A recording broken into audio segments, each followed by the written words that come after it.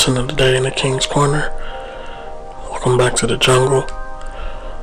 Hope that you spent the time this week doing something great, being something great, creating something great. I hope we can inspire you today to continue to do the same thing.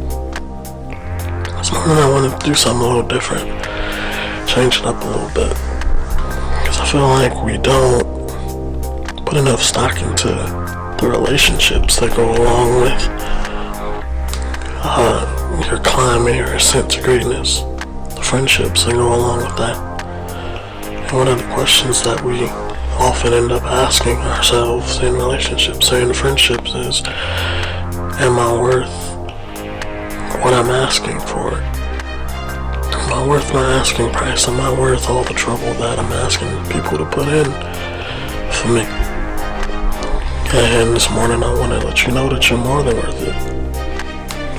Kings and queens should be treated and respected as such, especially when they're the ones giving off that treatment to others. And this can be a problem. One of my biggest problems in my life is that a lot of times I expect people to do for me what I do for them. That's just how I was raised. I was taught. Treat others how you want to be treated. Do unto others what you will do unto you. And the reality of it is, that's the way it should be. If I'm giving you my best, I definitely expect the best from you. But what do you do when you're not receiving somebody's best? What do you do when you're getting frustrated constantly because you're not receiving the same love and the same care that you're giving out? At some point you gotta realize that what you don't check, you condone.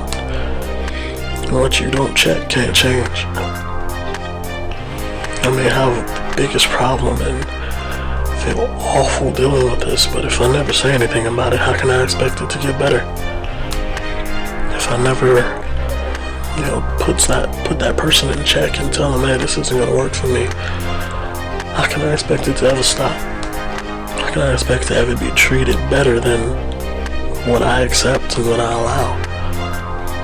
People aren't gonna give you any better than what they've seen you accept and what they've seen you take. If I see you take bare minimum, why would I be enticed to give you more, give you better? So sometimes you gotta nip that in the bud, especially when you realize that so many of the things that you're allowing are keeping you in a negative headspace, keeping you from feeling like the king or the queen that you are. You should never be too desperate to have somebody in your life that you'll accept their worst, that you'll accept little from them, that you'll expect, not that you'll accept anything less than what you're giving them. I'm only after equal opportunity relationships at this point. I'll do for you what you do for me. I'll never ask you to do anything for me that I'm not willing to do for you first. But at this point, it's no longer optional. You gotta get to a point where it's no longer optional. I have to be treated better. I have to feel good about this. I have to see that you care about me as much as I care about you. I have to see that you believe I'm worth what I believe I'm worth.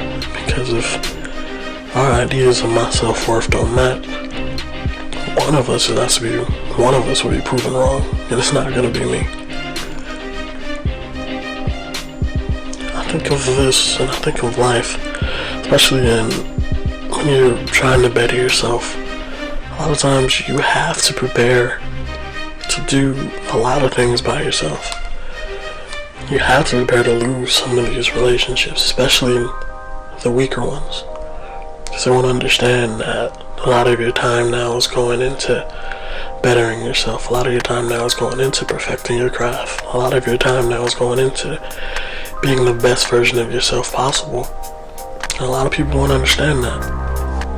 And instead of pushing you and trying to help you become that greatness, trying to help you realize that greatness, they'll have an attitude and feel like you're pushing them away. I've come to tell you that greatness is already inside you. Greatness was birthed into you, and it's buried inside you. Good enough won't bring that out. Decent and average won't bring that out. Only greatness can bring out greatness. So it's very important to think about the people who are surrounding you. Think about the people who you trust to ride with you on this path to greatness. Because everybody who shows up isn't gonna be there for the long haul. Everybody who pops up isn't gonna be there for the full ride. This life isn't meant for everybody to ride with you. I think of an analogy of going to a fair. When you play the games, and the best prize that you can win is the hardest one to get. And not only is it the hardest one to get, but it's the one that people get the least often. Everybody may get something smaller. There may be tens, hundreds of people who come and play that game every day. And there may be one winner who gets the biggest prize. There may be one person that week who gets the biggest prize. Everybody doesn't deserve your best. Everybody who can't get your best because they won't put in the work and they don't care enough to give you the best that they have. Think of yourself today as a prize. The best prize is the hardest to get. And everybody isn't going to get a piece of it. Everybody can't handle a piece of it. Everybody doesn't know how to get through to getting a piece of it. It's alright to expect better. It's alright to want better. It's alright to demand better. As long as you're returning the favor to those in your life. So I've come to tell you this week, remember, you're definitely worth everything that you're asking for, and then some. You're worth somebody's best, and then some. Never forget that. Spend this week getting even better. Spend this week doing even better. Spend this week feeling even better. Create something great. Create great friendships. Create great relationships. Cultivate those great friendships and relationships. You are definitely worth supporting. You're definitely worth holding. You're definitely worth caring for. You're definitely worth everything that you ask of anybody. And the right people are dying to give it to you.